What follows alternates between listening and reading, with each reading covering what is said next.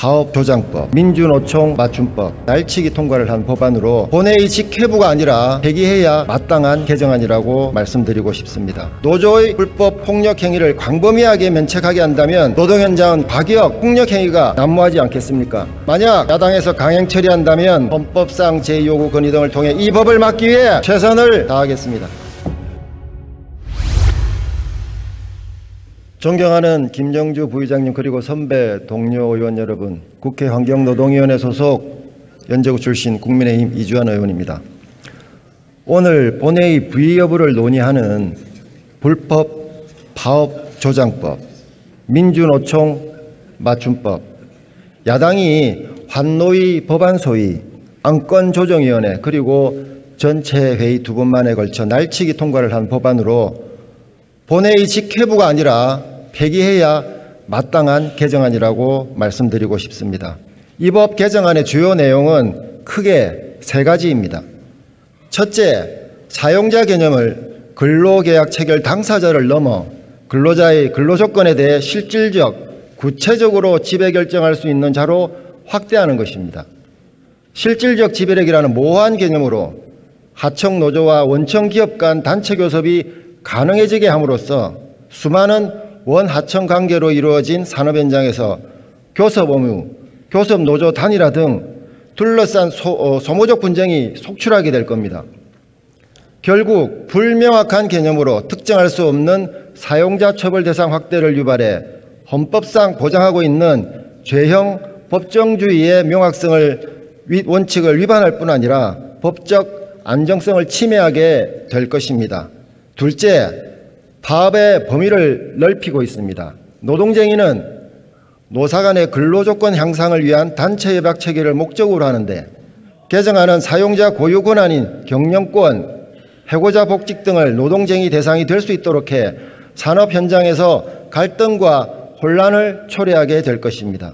민노총이 원하면 1년 내내 파업이 가능해지고 당장 민노총이 파업을 예고하고 있는 정권 퇴진, 후쿠시마 원전 처리수 방류 저지, 한미일 군사훈련 중단 등 정치 투쟁에 날개를 달아줄 뿐이며 이로 인한 피해는 고스란히 우리 경제를 지탱하고 있는 기업과 국민들에게 돌아갈 것입니다.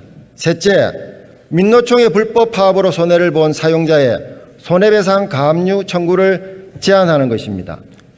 근로3권은 헌법상 보장되는 기본권이기에 그 권리의 보호가 필요하다고 주장하나 불법 쟁의 행위는 헌법이 보장하고 있는 기본권의 보호 범위를 벗어나 있습니다.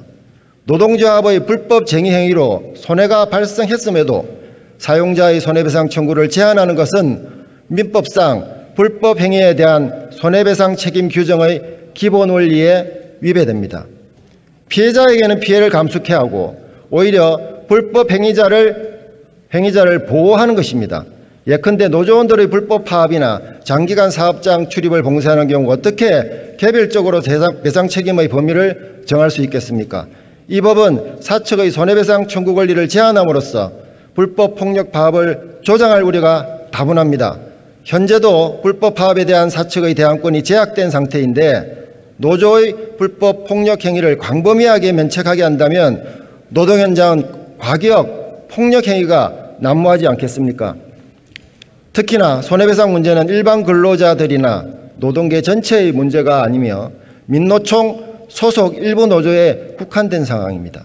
민주당도 이 법 개정안이 법률 원칙을 흔드는 조항이 많다며 지난 5년간 문재인 정권에서 방치되어 왔습니다. 그런데 지금은 김남국 의원 코인 투기 의혹, 물타기와 전당대회 돈봉투 게이트로 수세에 몰리자 윤석열 정부의 발목을 잡고 괴롭히기 위해 대한민국의 미련한 국민의 삶, 법치주의마저 외면하고 있습니다.